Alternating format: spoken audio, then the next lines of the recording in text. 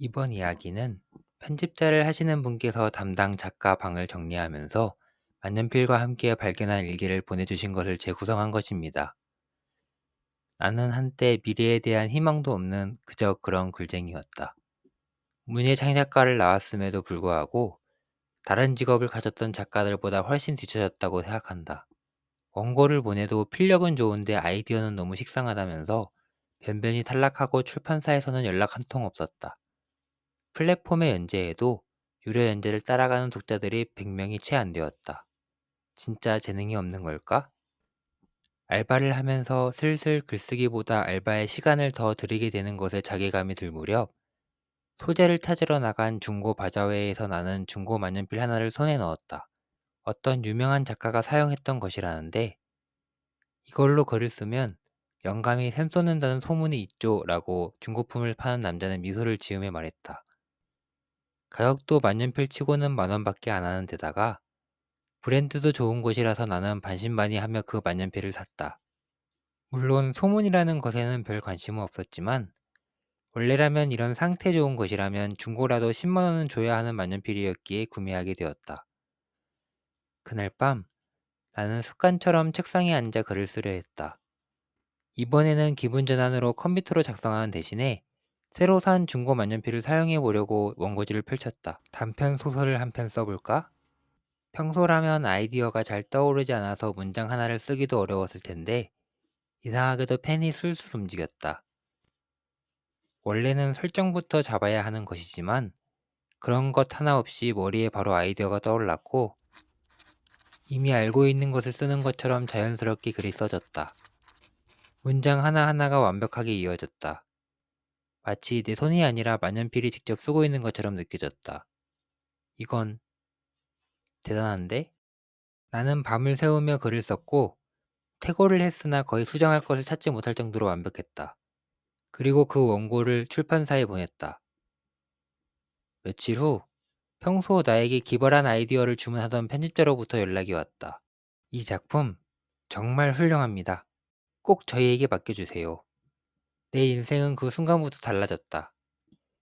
처음 나온 소설은 내가 하루 만에 작성했던 단편 소설이었으나 이것을 읽어본 편집자의 스승이던 문학계 원로가 좋게 봐주어 바로 문학집에 실렸다.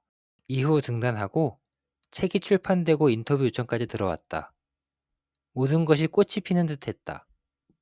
하지만 그때는 몰랐다. 이것이 악몽의 시작이었다는 것을.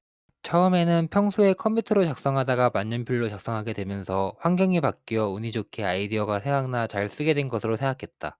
그러나 시간이 지나며 점차 여러 개의 글을 쓰게 되면서 어딘가 이상한 점들을 눈치채게 되었다. 나는 공포소설을 좋아했지만 그것은 어디까지나 내가 즐길 때의 이야기였지 내가 글을 쓸 때는 해피엔딩을 더욱 좋아했었다. 물론 이것이 편집자나 독자들이 원래 비극이었어야 더욱 신선할 것이라는 말과 함께 내 글이 식상하다는 것에 일부 일조하긴 했으나 이것은 내 취향이라 쉽게 고치기는 힘들었다. 하지만 어느 순간 내가 쓰는 이야기는 내가 원하지 않는 방향으로 흘렀다. 로맨스를 쓰려고 했을 때는 글은 유려하고 두 사람의 이야기는 아름다웠으나 결말은 잔혹한 결말이 나오고 가족의 따뜻한 이야기를 쓰면 끔찍한 배신과 비극이 이어졌다. 그리고 마지막은 가족이 망가지게 되었다. 내 손으로 쓴 글이지만 이건 분명 내 글이 아니었다. 글을 쓸 때는 무아지경으로 글이 써졌기에 인식하지 못했지만 시간이 지나서 다시 읽어보면 내가 글을 썼음에도 나에게 충격을 주었다. 그럼에도 불구하고 글을 고칠 수 없었던 것은 독자들은 열광했기 때문이다. 물론 독자뿐만 아니라 평론가들마저도 말이다. 작가님, 천재세요. 이런 기괴한 분위기 최고입니다. 새드 엔딩이지만 오히려 그것이 글의 완성도를 끌어올리네요. 나는 그럴수록 속상해했지만 그것만이 전부는 아니었다. 내가 원하지 않는 글이 나오는 것도 내 취향이 아니어도 독자들은 좋아하니 괜찮다고 쳐도 내 몸에도 이상한 변화가 생겼다. 어느 날 원고를 쓰던 와중에 글의 클라이막스에 도달할 무렵 손끝이 따끔했다. 뭐지? 손을 보니 손가락 끝에서 피가 흐르고 있었다. 그런데도 나는 계속 글을 쓰고 있었다. 머릿속으로는 손을 소독하고 치료해야 한다는 생각을 하면서도 그것보다 글을 써야겠다는 생각이 계속 들었다. 이럴 리가 없는데? 나는 손을 떼고 글을 그만 쓰려고 했지만 어디선가 머릿속으로 만년필을 들고 글을 계속 쓰라고 하는 것을 느꼈다. 두 가지 의견이 계속 충돌하던 와중에 나는 충격적인 사실을 알았다. 내 손끝은 이미 상처로 가득해 있던 것을 인지하게 되었다. 그리고 손끝에서 조금씩 나오는 피가 만년필에 베이는 것도 보게 되었다. 내가 모르는 사이 이 만년필은 내 피를 먹으며 글을 써왔다는 것을 인지하고 주변을 돌려보자 원고지와 책상에는 말라붙은 핏자국이 가득했다.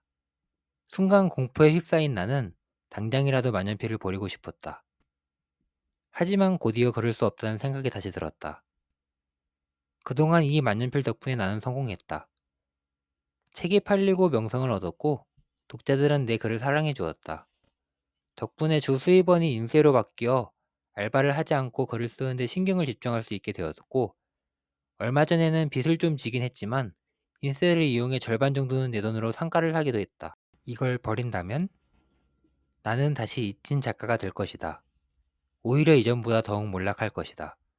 이전에는 아무도 모르는 작가였다면 이제는 한때 반짝 빛났다가 퇴물이 된 작가가 될 것이기에 다시는 아무도 내 글을 읽지 않을 것이기에 작가로서의 명성을 즐기며 그것이 현재의 가장 큰 행복이던 나는 선택하지 못했다. 이후 계절이 바뀌고 시간이 지나면서 피를 흘리는 정도는 더 심해졌다. 처음엔 손가락 끝에서 몇 방울씩 흘렀지만 이제는 글을 쓰면 끊임없이 피가 흘렀다. 글을 쓰면 쓸수록 내 명성은 올라갔지만 그 대가처럼 내 몸에서 피가 빠져나갔다. 피가 한 번에 뽑히는 것이 한 번 헌혈하는 양이 될 무렵 나는 슬슬 더 이상 쓰면 위험하다는 것을 알았다. 그러나 나는 멈출 수 없었다. 명성을 잃고 싶지 않았다. 그렇게 글을 쓸 때마다 내 몸은 점점 말라갔다. 얼굴은 창백해졌고 손은 마치 시체처럼 가늘어졌다. 다른 이들은 내가 방에만 박혀서 글을 쓰느라 그렇게 되는 줄 알고 있었으며 운동을 하라고 했지만 나는 알았다. 이것은 운동을 해서 바꿀 수 있는 것이 아니었다. 만년필을 그만 사용해야 했다. 하지만 나는 글을 멈출 수 없었다. 그러던 어느 날 피골이 상접한 모습이 보기가 싫어서 그동안 피해왔던 거울을 우연히 본 순간 나는 경악했다. 거울 속 나의 모습은 거의 사람이 아니었다. 눈은 움푹 들어갔고 피부는 종이점처럼 얇아졌으며 손가락 끝에는 굳은 피가 덕지덕지 붙어 있었다. 마치 내가 썼던 좀비 소설 속의 좀비와 같았다. 이제는 정말 끝이구나. 나는 그제서야 결심했다. 이 만년필을 버려야 산다. 그렇지 않으면 나는 명성이건 돈이건 간에 죽어버릴 것이 뻔했다. 나는 떨리는 손으로 만년필을 집어들었다. 만년필을 버릴 생각이었다. 그러자 만년필이 내 머릿속으로 움켜쥐었다. 나는 깜짝 놀라 손을 놓으려 했지만 만년필은 나에게 무언가를 보여주었다. 이번에 쓰던 글을 마무리하면 저번처럼 후보로 끝나는 것이 아니라 노벨 문학상을 받을 수도 있다는 것을 내가 수상하는 모습으로 보여주었다. 마치 나를 유혹하는 것 같았다. 그 순간 나는 깨달았다. 내가 유혹에 넘어간 것을. 결국 나는 곧바로 버리는 것을 그만두고 이번에 쓰는 글을 마지막으로 중고장소에 넘기려고 했다. 그날 이후 나는 현재 쓰고 있는 장편 소설을 마무리하기 위해 계속 글을 썼다. 이번이 마지막이라는 것을 다짐했기에 더 이상 피를 흘리는 것도 두렵지 않았다. 그야 피를 좀 흘리고 노벨상을 탈 수 있었으니까. 이제는 그저 이 만년필이 원하는 대로 쓰고 또 썼다. 그러면서 편집자에게는 이것이 내 마지막 글이라면서 이후 한동안 쉴 것이라는 말과 함께 내가 생각하기에 이 이상의 글을 쓸 수 없다는 말을 전해주었다. 이 글은 내가 소설을 쓰고 나서도 살아있다면 없어질 글이고 내가 죽고 난 다음은 유서가 되겠지. 몇 주 후 약속된 날짜에 작가의 집을 방문한 편집자가 문을 두드렸다. 연락을 받지 않은 것은 자주 있던 일이라서 별 신경을 쓰지 않았다. 작가님, 계세요? 그러나 집안은 조용했다. 편집자는 이 인간 또 자고 있나 하면서 미리 안내받은 비밀번호를 입력하고 들어가자 아파트 안에는 아무도 없었다. 당황한 편집자가 집안을 열심히 뒤지면서 작가를 찾아보았으나 작가는 없었다. 다행히 책상 위에는 그가 약속한 한 권의 원고가 놓여 있었다. 원고와 함께 동봉되어 있는 편지가 있었고 그리고 그 옆에는 핏빛으로 물든 만년필이 홀로 책상 위에 놓여 있었다.